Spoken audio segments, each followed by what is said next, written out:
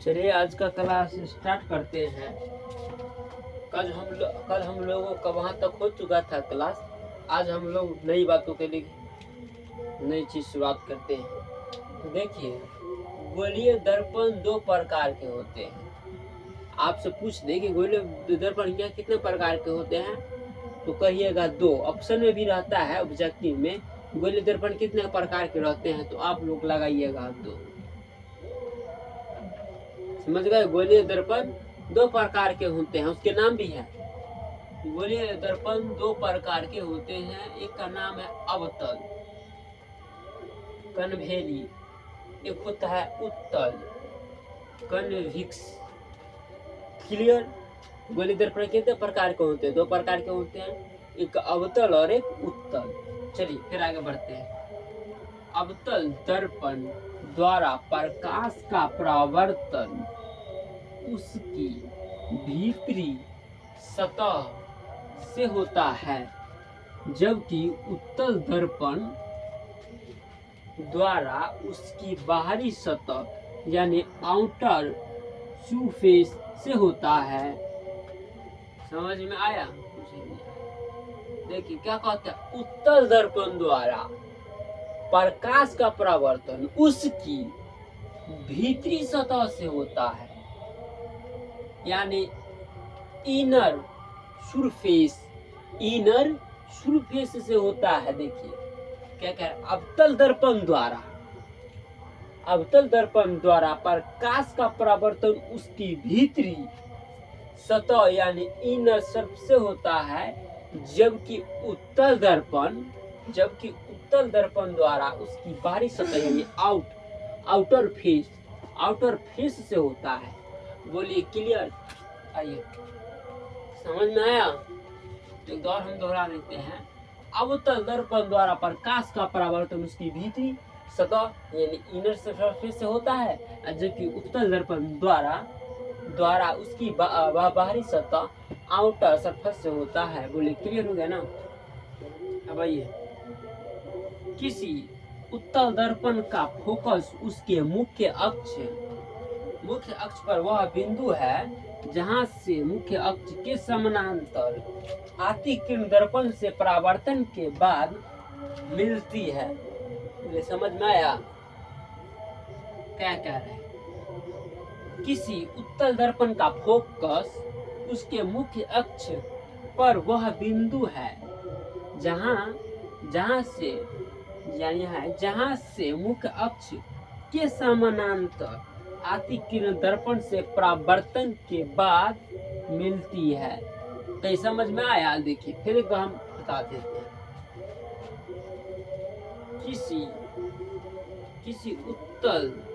किसी उत्तल दर्पण का फोकस उसके मुख्य अक्ष पर वह बिंदु है जहां से मुख्य अक्ष के समानांतर आती किरण दर्पण से परावर्तन के बाद मिलती है। समझ में आया दोस्तों?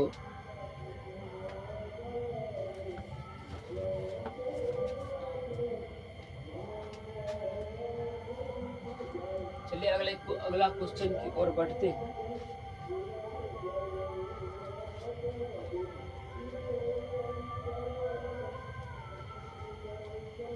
फास्ट में करेंगे, समय कम है।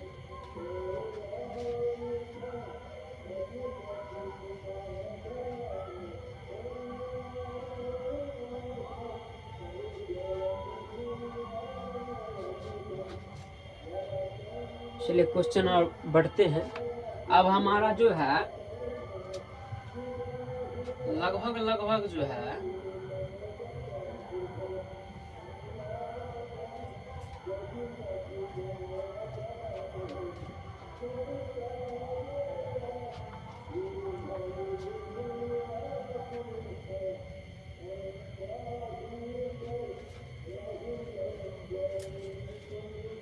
अब हम लोग का लगभग क्वेश्चन सब जो है खत्म हो चुका है। ये नहीं रहा है, क्या करें। भीग जाता है तो सूखने में दिक्कत होता है।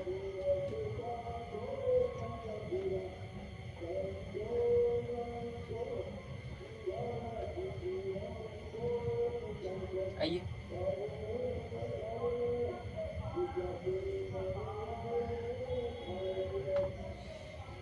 तो पूरा अब 5 ज्यादा क्वेश्चन नहीं है।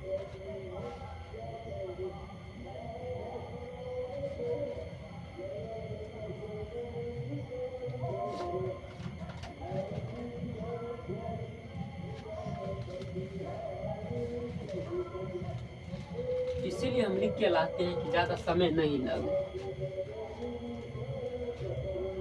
और ठंडा मौसम है ना, वो सूखने में। मम्मी के पास है। अब थोड़ा देर में ले चलेंगे। देखिए दोस्तों,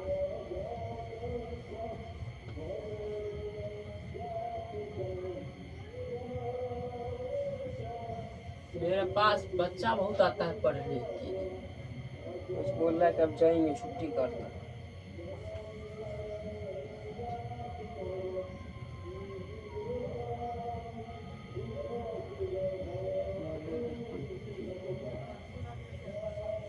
गोलीय दर्पण के ध्रुव से बड़ा बड़ा लिखते हैं, जो आपको समझने में जो है दिक्कत हो। उसके फिर रुक रहा है। रुको ना 10 मिनट। फोकस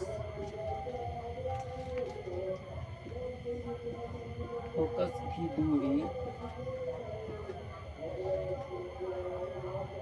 को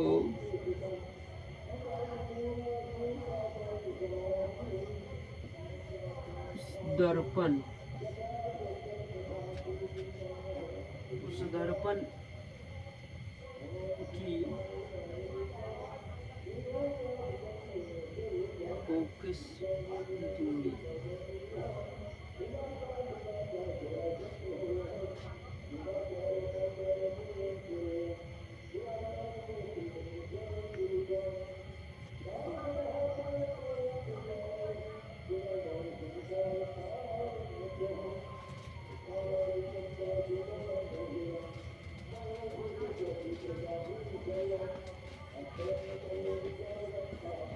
सुनेंगे चल।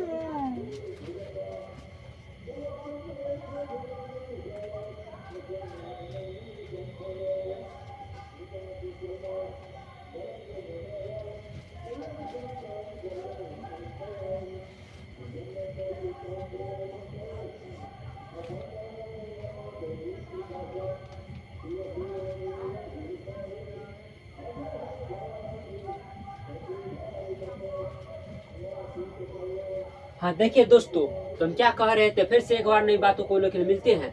अब देखिए क्या कह रहा है। देखिए, गोलीय दर्पण के ध्रुव से उसके फोकस की दूरी को उस दर्पण की फोकस दूरी, यानी देखिए फोकस दूरी को क्या कहते हैं, फोकल लेंथ। क्या कहते हैं, फोकल लेंथ कहते हैं। इसे एफ से सूचित करते हैं, किया जाता है या करते हैं। कहेगा कि फोकस दूरी को किस चीज से सूचित करते हैं, तो क्या कहिएगा, एफ से। गोलीय दर्पण के ध्रुव से उसके फोकस दूरी को उस दर्पण की फोकस दूरी यानी फोकल लेंथ कहते हैं। इसे पराया इसे एफ से सूचित किया जाता है। गोलीय दर्पण के ध्रुव से उसके फोकस दूरी को उस दर्पण की फोकस दूरी यानी फोकल लेंथ कहते हैं। इसे एफ से सूचित किया जाता है। बताइए, याद हो गया?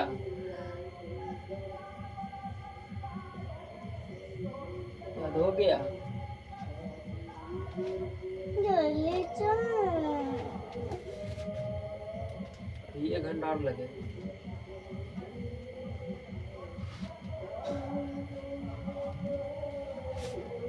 जल्दी चलो ना।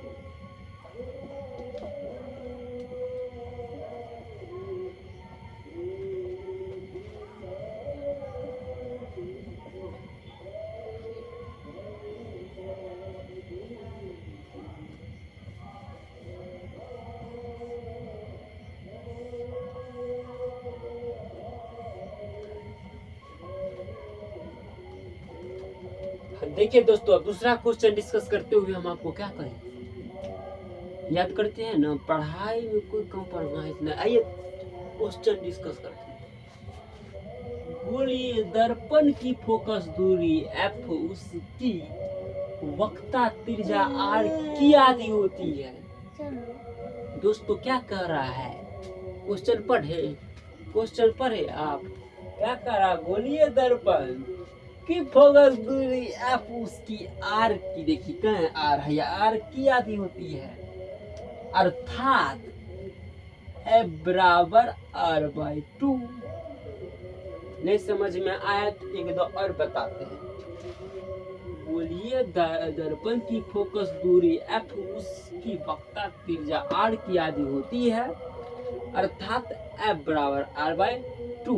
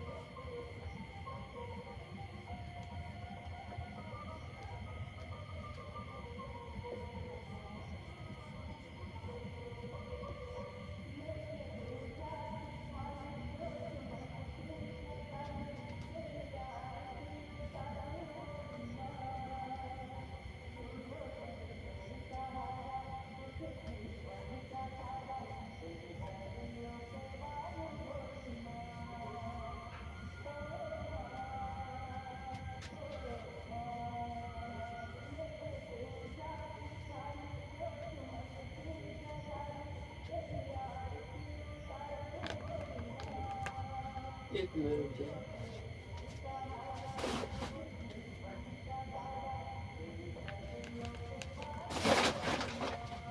देखो दोस्तों क्या कर रहा है, गोलीय दर्पण के मुख्य अक्ष के समानांतर यानी पैरेलल आने वाली किरण दर्पण से परावर्तन के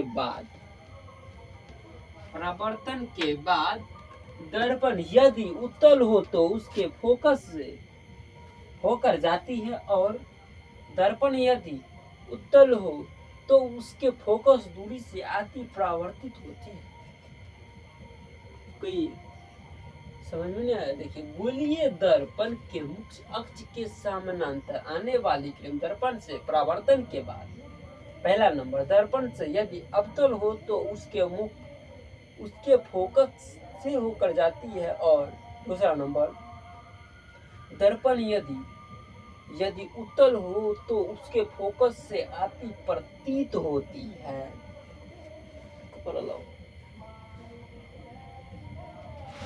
गोलीय दर्पण के मुख्य अक्ष के समानांतर आने वाली किरण परावर्तन के बाद दर्पण यदि अवतल हो तो उसके फोकस से होकर जाती है, और यदि दर्पण उत्तल हो तो उसके फोकस से जाती प्रतीत होती है। समझ गए ना?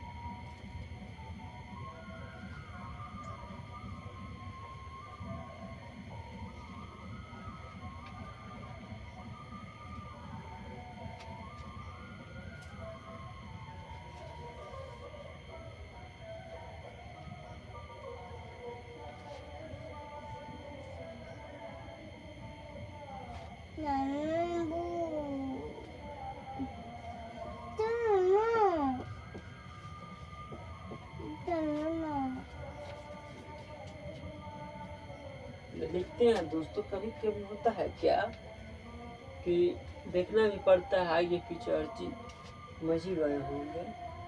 आपको जो है लगभग कॉन्सेप्ट जो है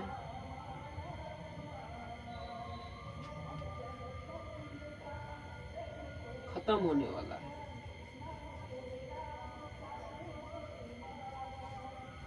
बस एक क्लास और मेरे हिसाब से होना चाहिए, उसके बाद लगभग खत्म हो जाएगा।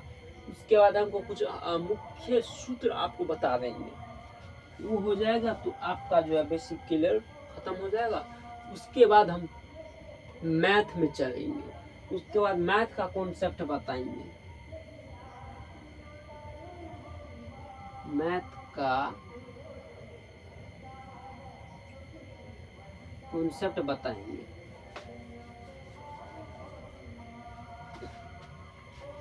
चलिए, जब कोई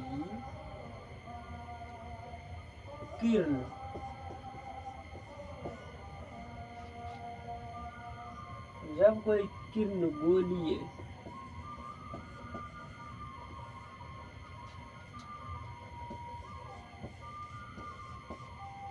दर्पण के फोकस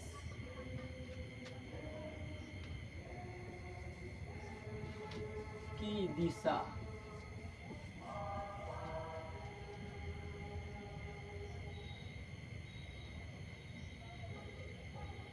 दिशा में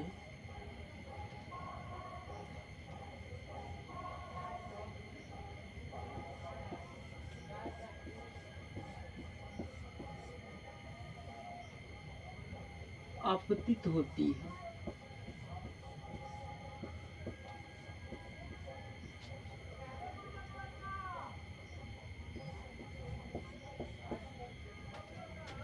तो वह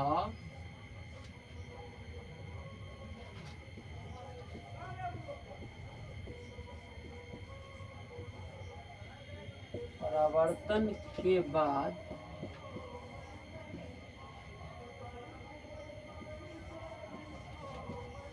दर्पण के मुख्य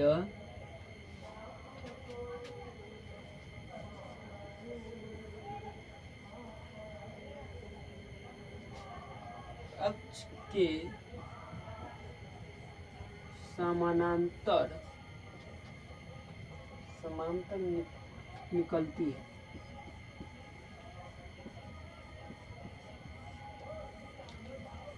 लगता है कि रिफिल खत्म है।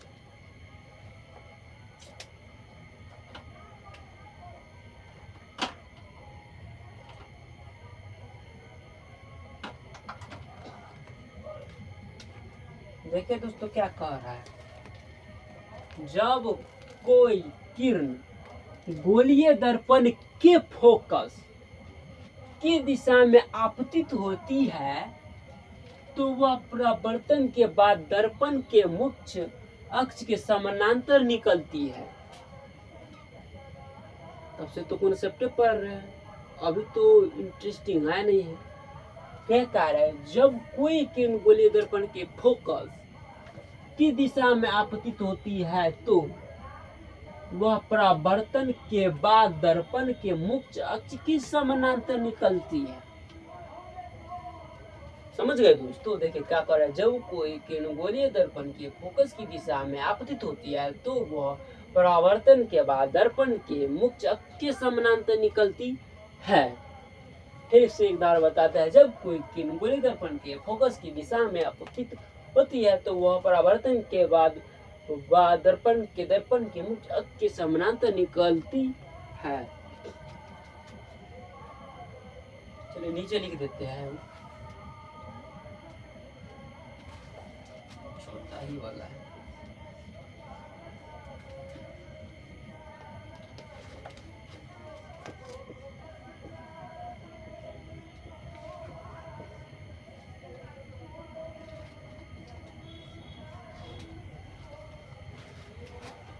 चलो ना।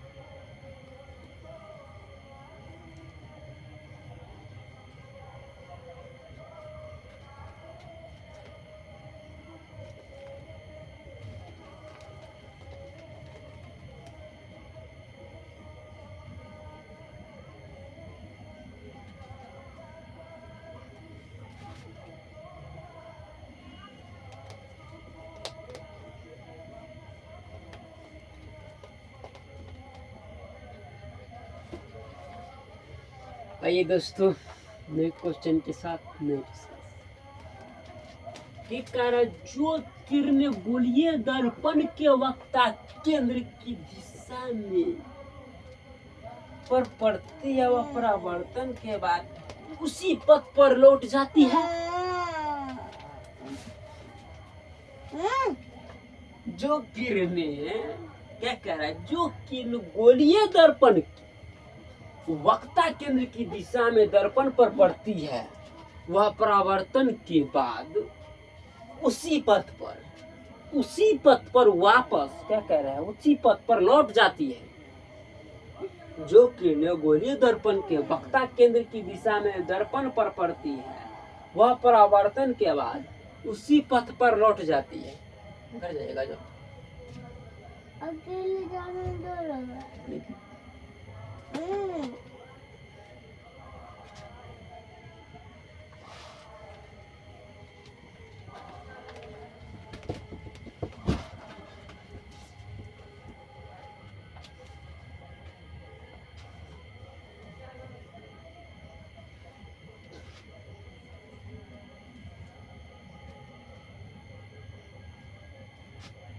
मार्कर जो है ना धोखा दे देता है क्लास टाइम में। मार्कर है रिफिल वाला, इसको थोड़ा अथी से मिटाना पड़ता है, पानी लगा कर, उसको सूखने में टाइम लग जाता है।